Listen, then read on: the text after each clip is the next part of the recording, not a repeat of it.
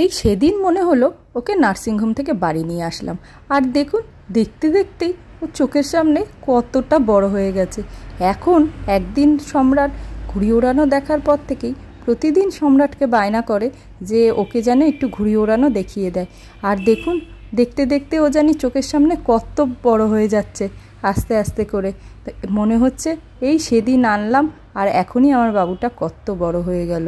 তো বাবা আর ছেলের মধ্যে এই খুনসুটিগুলো চলতেই থাকে।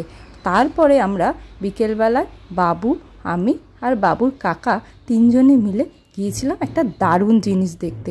প্রত্যেক বছরই শুনি চন্দন যাত্রা, কিন্তু কোনো বছরই আমাদের দেখতে যাওয়া হয় না।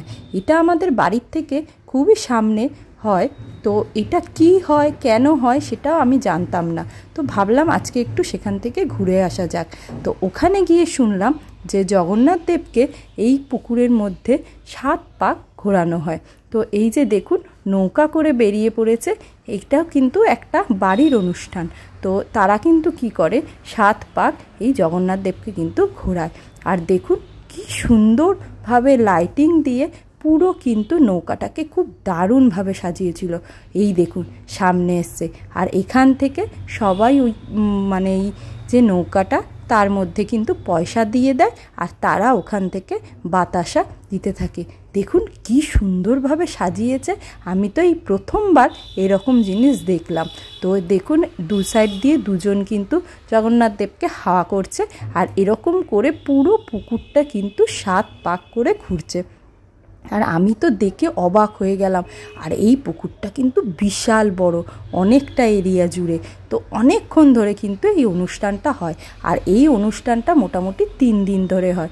এই যে আমি, বাবু আর বাবুর কাকা, আমরা কিন্তু 3 জন মিলেই এসেছিলাম দেখতে। দাঁড়ান, আরেকবার আসছে আপনাদেরকে সামনে থেকে আরেকবার ভালো করে দেখাই। দেখুন কি অসাধারণ সুন্দর লাগছে। তারপরে কিন্তু এখানে কিন্তু প্রসাদও বিতরণ করা হচ্ছিল, কিন্তু এত লম্বা লাইন ছিল আমি কিন্তু আর বাবুকে নিয়ে দাঁড়িয়ে সেই প্রসাদ যে নেব সেটা আর আমার হয়ে ওঠেনি।